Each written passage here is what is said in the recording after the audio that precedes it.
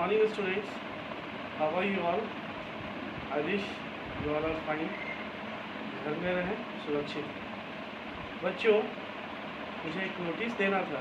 आपकी बुक्स आ गई हैं और आपकी जो भी पढ़ाई है अब न्यू बुक से ही होगी। इसलिए कुछ दिनों से आपकी व्हाट्सएप पे वीडियो स्टडी बंद थी। अब से वीडियो स्टडी स्टार्ट रहेगी और रेगुलर रहेगी। आप अपने बुक्स जल्दी से जल्दी ले लें। आप अपने पेरेंट्स को सूचित करें, क्योंकि जो भी बुक्स हैं अगर आप ले लेंगे तो जैसा हम पढ़ा रहे हैं तभी सब पढ़ा रहे हैं, धीरे धीरे आपकी सिलेबस कंप्लीट होती चली जाएगी।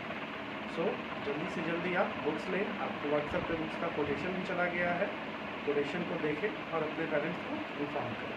Thank you. Good morning student. Today's topic for standard 7 is integers. तो जैसे फॉर एग्जांपल नेचुरल नंबर के बारे में आपको जानकारी होगी कि all counting numbers are natural number. उसके बाद होल नंबर्स के बारे में आपको ये जानकारी मिल चुका होगा कि आप पढ़ लिए होंगे कि natural number including zero is called whole number. अब ये इंटीजर्स है क्या? तो इंटीजर्स में क्या है? Numbers with negative value zero and all counting numbers that is natural number are called integers। तो इंटीजर्स में जब बात करें तो नंबर लाइन के थ्रू समझना हमारे लिए ज़्यादा आसान रहेगा। फॉर एग्जांपल यहाँ पे हमने जीरो मार्क किया, तो इस जीरो के राइट साइड में हमेशा पॉजिटिव वैल्यू, धनात्मक वैल्यू हम लिखते हैं, या फिर आप प्लस नहीं भी लिखे तो आपका काम चल जाता है। और इस जीरो के लेफ्ट साइड में -1, -2 एंड -3 एंड सो ऑन, इस तरीके से आपका चलते जाता है। तो दोनों ही वैल्यू को मिला करके हम क्या कहते हैं? इंटीजर्स कहते हैं। अब इंटीजर्स आपने इसमें स्टैंडर्ड 6 में भी पढ़ा होगा। अब यहाँ पे क्या है कि इसको हम लोग निगेटिव इंटीजर्स कहते हैं, that is negative integers. Zero से लेफ्ट साइड वाले को हम लोग निगेटिव इंटीजर्स कहते हैं, जीरो के राइट साइड में पॉजिटिव इंटीजर्स है। और ये आपका जीरो, तीनों का समाहित वैल्यू ही इंटीजर्स कहलाता है। उसके बाद एक इसका नॉर्मल सा फॉर्मूला है। जैसे फॉर एग्जांपल कोई पर्सन है जिसमें कि 3 रुपए का पहले से डेब्ट है या 300 रुपए का डेब्ट है, किसी से उसने कर्ज ले रखा, 500 रुपया कल के डेट में उसने फिर ले लिया कर्ज।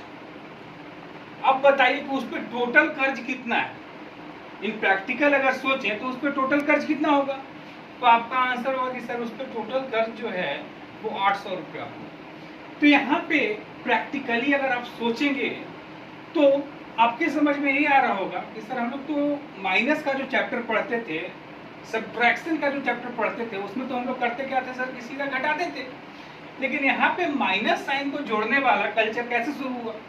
तो negative value get added with their negative sign. जैसे फॉर एग्जांपल अगर 300 रुपया अगर हमारे पे कर्ज है, फिर हमने कर्ज ले लिया 500 रुपया, तो दैट डेब्ट विल बिकम -800। उसी तरीके से अगर -800 हमारे पास कर्ज है और कहीं से हमारी लॉटरी लग गई, 1 मिनट के लिए आप सोच लीजिए, कहीं से हमारी लॉटरी लग गई और लॉटरी लगने के बाद उसमें हम 1000 रुपये प्राप्त कर लेते हैं। जैसे ही 1000 रुपये प्राप्त कर लिए, अब हमारे पास सबसे पहला काम क्या होगा? मैथमेटिक्स में क्या होता है कि अपना पाई का हिसाब रखता है मैथमेटिक्स। तो ये पाई वाला जो हिसाब है ना बच्चे, सबसे पहले क्या होगा कि हम -800 से पहले जीरो पे पहुंचेंगे, -800 से पहले जीरो पे पहुंचेंगे। तो जब जीरो पे आ गए हम, तो जीरो के बाद कितना पॉजिटिव कितना हुए? तो +200। जीरो से हम लोग कितना ज्यादा हो गए? 200। कहने का मतलब क्या है कि एक नॉर्मल सब्ट्रैक्शन के थ्रू 800 रुपया 1000 में से हम अपना कर्ज खत्म कर देते हैं, तो 200 रुपीज हमारे पे डेब्ट आता है।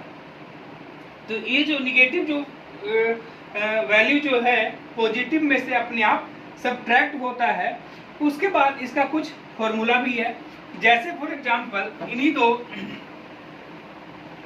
जो इनका सिंपल फार्मूला है उसको ध्यान से थोड़ा सा देख लेते हैं। सिंपल फार्मूला मेरे स्टूडेंट, मेरे विद्यार्थी, ये है कि जैसे फॉर एग्जांपल ये माइनस है और ये हमने -5 लिखा हुआ है, तो ब्रैकेट जो है अपने आप को किस साइन को रिप्रेजेंट करता है? ये ब्रैकेट जो है अपने आप को मल्टीप्लिकेशन का साइन रिप्रेजेंट करता है। तो ये माइनस जब बाहर में माइनस के साथ आएगा तो ये +5, ये -5 बाहर वाले माइनस के साथ जब मल्टीप्लाई होगा तो दैट गेट मल्टीप्लाइड, तो माइनस माइनस यहाँ पे हमारा प्लस हो जाएगा। अगर फॉर एग्जांपल ये +5 है और ये बाहर में माइनस है तो दैट विल बिकम माइनस। कहने का मतलब क्या है कि माइनस इंटू अगर हम माइनस करते हैं तो ये प्लस होता है, ठीक है। माइनस इंटू प्लस करते हैं तो that will become minus. Positive sign है, पॉजिटिव के साथ अगर मल्टीप्लाई होगा तो दैट विल बिकम पॉजिटिव।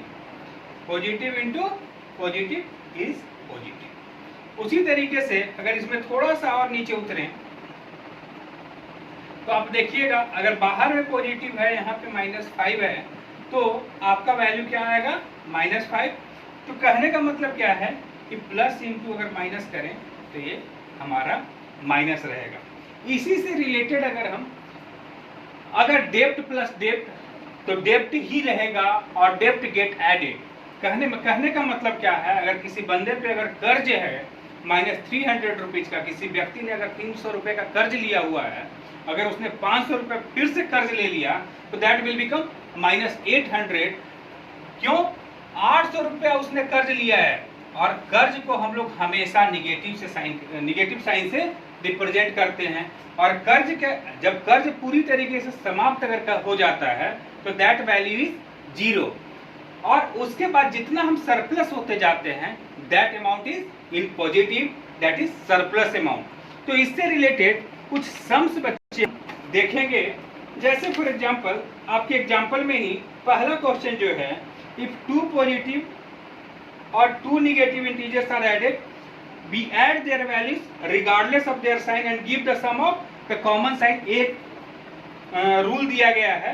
उसके बाद आप देखिएगा आपका जो पहला एग्जांपल जो है 36 और 27 को क्या करने को बोल रहा है? ऐड करने को बोल रहा है। अब ध्यान से मेरे बच्चे देखिएगा, 37 में 27 अगर आप ऐड करते हैं तो आपका वैल्यू क्या आएगा?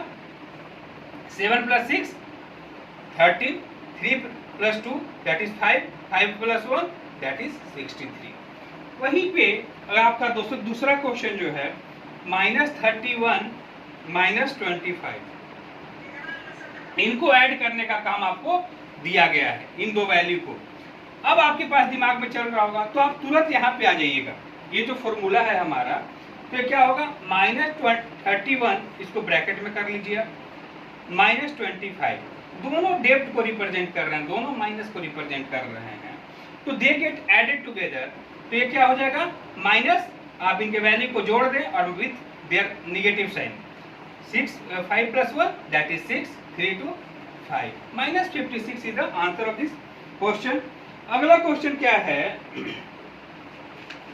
-47 47 + 18, -47 + 18, ध्यान से देखिएगा, इसको भी ऐड करना है। -47 + 18 को दो वैल्यूज दिए गए हैं, उनको ऐड करना है। कहने का मतलब क्या है? -47 + 18। अब आपके ब्रैकेट में क्या है? आपको मैंने क्या बताया है कि प्लस इंटू प्लस क्या होता है बच्चे? Plus into plus that is plus. तो 47 माइनस में है और यहाँ पर +18 हुआ। अब ध्यान से देखिएगा, 47 रुपया कर्ज हमारे पास था, 47 रुपया हमारे पास कर्ज था। अब उसमें से 18 रुपए की लॉटरी लग गई, दैट मीन्स कि हम 18 रुपया सरप्लस हो गए। तो अब हमारे पास कर्ज कितना रहा? कर्ज, मैथमेटिक्स को मैंने पहले ही बोला आपको कि सबसे पहले अपना कर्ज खत्म करता है। तो इस कर्ज को जैसे ही हम अपना खत्म करेंगे तो हमारे पास जो डेब्ट रहेगा वो -29 रुपीज रहेगा। अब इसी तरीके से एक क्वेश्चन इसमें एग्जांपल में दिया है, उसको आप करेंगे। कुछ क्वेश्चंस बच्चे हम इस पे देख लेते हैं। आइएगा क्वेश्चन नंबर पेज नंबर 5 पे आप आए और क्वेश्चन नंबर 7 को देखिएगा। क्वेश्चन नंबर 7 का पहला क्वेश्चन देखिएगा।